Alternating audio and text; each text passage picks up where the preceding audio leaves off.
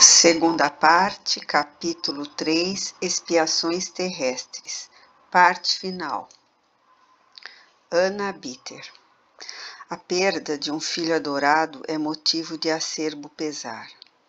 Ver, porém, o filho único, alvo de todas as esperanças, depositário de todas as afeições, definhar a olhos vistos e sem sofrimento, por causas desconhecidas, por um desses caprichos da natureza que zombam da ciência e, depois de esgotar todos os recursos, não haver, por compensação, uma esperança sequer. Suportar essa angústia de todos os momentos, por longos anos, sem lhe prever o termo, é um suplício cruel que a riqueza agrava em vez de suavizar, dada a impossibilidade de vê-la fruída pelo ente adorado. Esta era a situação do pai de Anna Bitter, que por isso se entregou a um íntimo desespero. O caráter se lhe exasperava ante o espetáculo que lhe cortava o coração, e cujas consequências não poderiam deixar de ser fatais, ainda que indeterminadas. Um amigo da família, adepto do espiritismo, julgou dever interrogar a respeito do assunto o seu protetor espiritual e obteve a seguinte resposta: muito desejo explicar-lhe o caso que ora o preocupa, mesmo porque sei que a mim não recorre por curiosidade indiscreta, mas pelo interesse que lhe merece aquela pobre criança, e ainda porque, crente na justiça divina, só terá a ganhar com isso. Todos aqueles que acarretam sobre a si a justiça do Senhor devem curvar a fronte sem maldições nem revoltas, porque não há castigo sem causa. A pobre criança, cuja sentença de morte fora suspensa por Deus, em breve deverá regressar ao nosso meio, uma vez que mereceu a divina compaixão. Quanto ao pai, esse homem infeliz tem de ser punido na sua única afeição mundana, visto haver zombado da confiança e dos sentimentos daqueles que o rodeiam. Por momentos, o seu arrependimento tocou o onipotente, e a morte sustou o golpe sobre o ente que lhe é tão caro. Mas, para logo, veio a revolta, e o castigo sempre a acompanha. Em tais condições, é felicidade ainda o ser punido nesse mundo. Meus amigos, orai por essa pobre criança, cuja juventude vai dificultar-lhe os últimos momentos. Nesse ser, a seiva é tão abundante que, apesar do seu depauperamento orgânico, a alma terá dificuldade em se lhe desprender. Ó, orai! Mais tarde, ela também vos auxiliará e consolará, pois o seu espírito é mais adiantado do que aqueles que a rodeiam. Para que o seu despreendimento seja auxiliado, coube-me, como graça especial do Senhor, o poder orientar-vos a respeito do assunto. Depois de haver expiado o insulamento, morreu o pai de Anna Bitter. Em seguida, damos de um e outro as primeiras comunicações, imediatas às respectivas desencarnações. Da filha. Obrigada, meu amigo, pela vossa intercessão por esta criança, bem como por terdes seguido os conselhos do vosso bom guia. Sim, graças às vossas preces, mais fácil me foi deixar o invólucro terrestre, porque meu pai... esse não orava, maldizia. Entretanto, não lhe quero mal por isso, consequência da grande ternura que me votava. A Deus, rogo que lhe conceda luzes antes de morrer, e quanto a mim, o incito e animo porque me assiste a missão de lhe suavizar os últimos momentos. Vezes há nas quais parece que um raio de luz divina baixa até ele e o comove. Então, contudo, isso não passa de fugaz clarão que para logo o deixa entregue às primitivas ideias. Ele tem consigo um germe de fé, mas tão sufocado pelos mundanos interesses que só poderá vingar por meio de novas e mais cruéis provações. Pelo que me diz respeito, apenas cumpria suportar um resto de prova de expiação, e assim é que não foi nem muito dolorosa nem muito difícil. A minha singular enfermidade não acarretava sofrimentos. Eu era como que instrumento da provação de meu pai, o qual, por me ver naquele estado, sofria mais do que eu mesma. Além disso, eu tinha resignação, e ele não. Hoje sou recompensada.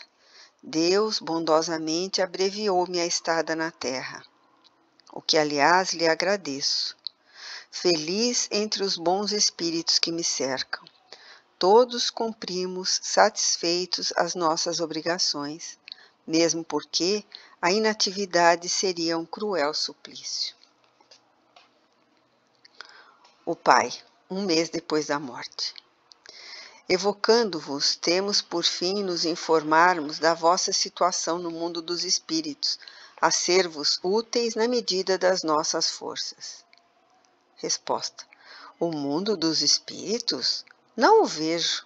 O que vejo são homens conhecidos que comigo não se preocupam e tampouco me deploram a sorte, antes parecendo-me contentes de se verem livres de mim. Pergunta: mas fazeis uma ideia exata da vossa condição? Resposta: perfeitamente. Por algum tempo julguei-me ainda no vosso mundo, mas hoje sei muito bem que não mais pertenço a ele. Pergunta: por que então não podeis divisar outros espíritos que vos rodeiam? Resposta: não o sei, apesar de tudo estar bem claro em torno de mim. Pergunta: ainda não viste vossa filha? Resposta: não, ela está morta. Procuro-a, chamo-a por ela inutilmente. Que vácuo horrível que a sua morte me deixou na terra. Morrendo, julgava encontrá-la, mas nada. O insulamento sempre, sempre. Ninguém quem me dirige uma palavra de consolação e esperança. Adeus, vou procurar minha filha. O guia do médium.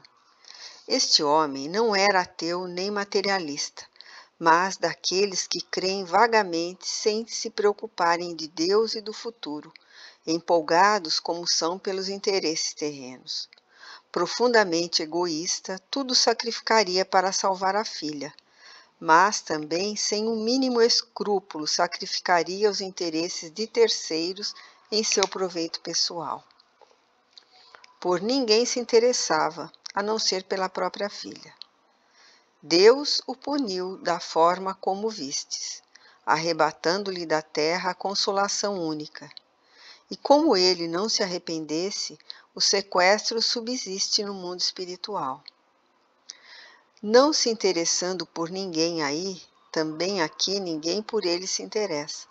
Permanece só, insulado, abandonado, e nisso consiste a sua punição. Mas que faz ele nessas conjunturas? Dirige-se a Deus? Arrepende-se? Não. Murmurava sempre, blasfema, até faz em uma palavra o que fazia na terra. Ajudai-o, pois, pela prece como pelo conselho, para que se desnuvie da sua cegueira. José Matré, o cego. Pertencia à classe mediana da sociedade e gozava de modesta abastança, no amparo de quaisquer privações. Os pais o destinavam à indústria e deram-lhe boa educação. Porém, aos 20 anos, ele perdeu a vista. próximo dos 50 anos, veio finalmente a falecer, isto em 1845. 10 anos antes, fora cometido por outra enfermidade que o deixou surdo, de modo que só pelo tato mantinha relações com o mundo nos encarnados. Ora, não ver já é um suplício. Não ver e não ouvir é duplicado suplício, principalmente para quem, depois de fruir as faculdades desses sentidos, tiver de suportar essa dupla privação. Qual a causa de sorte tão cruel? Naturalmente, não era a sua última existência, sempre moldada numa conduta exemplar. Assim é que sempre foi bom filho, possuidor de caráter meigo e benévolo, e quando, por cúmulo de infelicidade, se viu privado da audição, aceitou resignado, sem um queixume, essa prova. Pela sua conversação, pressentia-se na lucidez do seu espírito uma inteligência pouco comum. Pessoa que o conhecera na presunção de que se poderia receber instruções úteis, evocou-lhe o espírito e obteve a seguinte mensagem em respostas às perguntas que lhe dirigia. Paris, 1863. Agradeço, meus amigos, o terdes-vos lembrado de mim. Pode ser que isso não fosse independentemente da suposição de proveito da minha comunicação, mas, ainda assim, estou certo de que motivos sérios vos animam e eis porque, com prazer, atendo ao chamado, uma vez que, por feliz, me é permitido orientar-vos. Assim, possa vos dão da justiça de Deus. Possa o meu exemplo avolumar as provas assaz numerosas que os Espíritos vos dão da justiça de Deus. Cego e surdo me conhecestes e para logo vos propuseste saber a causa desse destino. Eu vo-lo digo. Antes de tudo, importa dizer que era a segunda vez que eu espiava a privação da vista. Na minha precedente existência, em princípio do último século, fiquei cego aos 30 anos, consecutivamente a excessos de todo o gênero que, arruinando minha saúde, me enfraqueceram o organismo.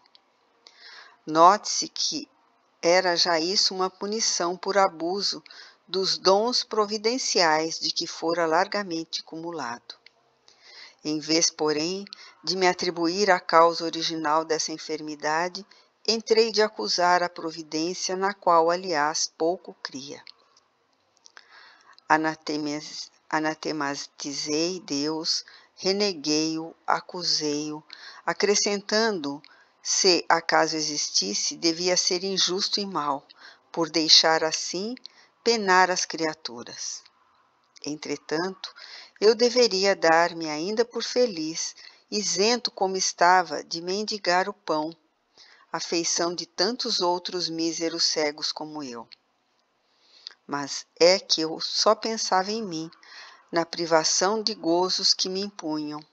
Influenciado por ideias assim, que o ceticismo mais exaltava, tornei-me nervoso, exigente, numa palavra, insuportável aos que comigo privavam. Além disso, a vida era-me moto contínua, pois eu não pensava no futuro, uma quimera. Depois de esgotar em balde os recursos da ciência e considerada impossível a cura, resolvi antecipar a morte, suicidei-me. Que despertar então foi o meu, imerso nas mesmas trevas da vida. Contudo, não tardou muito o reconhecimento da minha situação, da minha transferência para o mundo espiritual. Era um espírito, sim, porém cego. A vida de além-túmulo tomava-se-me, pois, a realidade. Procurei fugir-lhe, mas em vão. Envolvia-me o vácuo. Pelo que ouvia dizer, essa vida deveria ser eterna, e com ela minha situação.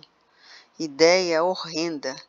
Eu não sofria, mas impossível é descrever as angústias e tormentos espirituais experimentados.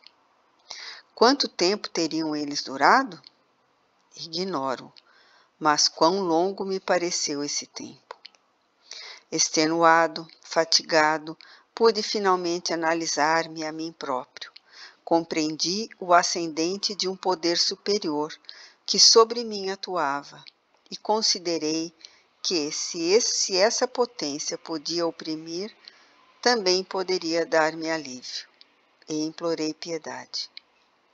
À medida que orava e o fervor ia aumentando, alguém me dizia que a minha situação teria um termo. Por fim, se fez a luz.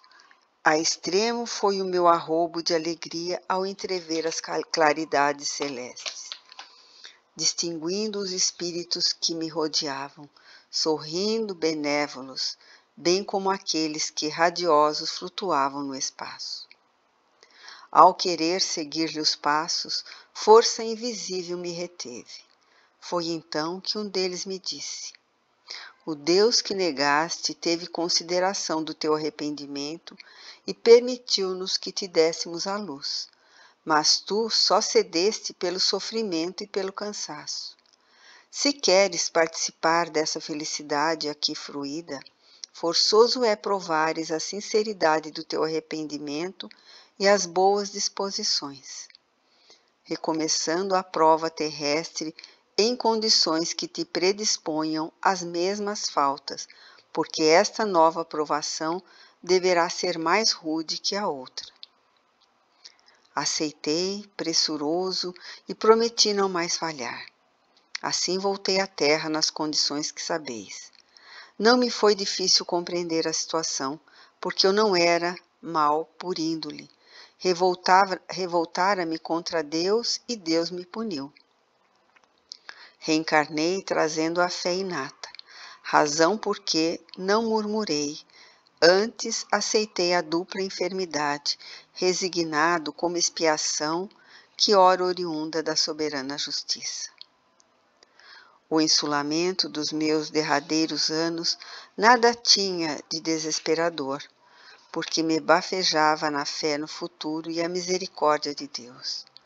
Demais, esse insulamento me foi proveitoso, pois que durante a longa noite silenciosa minha alma mais livremente se alcançava ao eterno, antevendo o infinito pelo pensamento. Quando, por fim, terminou o exílio, o mundo espiritual só me proporcionou esplendores, inefáveis gozos. O retrospecto ao passado faz que me julgue muito feliz relativamente pelo que dou graças a Deus, e quando, porém, olho para o futuro, vejo a grande distância que ainda me espera da completa felicidade. Tendo já expiado, ainda me falta reparar. A última encarnação só a mim aproveitou, pelo que espero recomeçar brevemente, por existência que me permita ser útil ao próximo, reparando por esse meio a inutilidade anterior. Só assim me adiantarei na boa senda, sempre franqueada aos espíritos possuídos de boa vontade. Amigos, eis a minha história. E se meu exemplo puder esclarecer quaisquer dos meus irmãos encarnados, de modo que evitem a má ação que pratiquei, terei por principiado o resgate da minha dívida. José. Fim.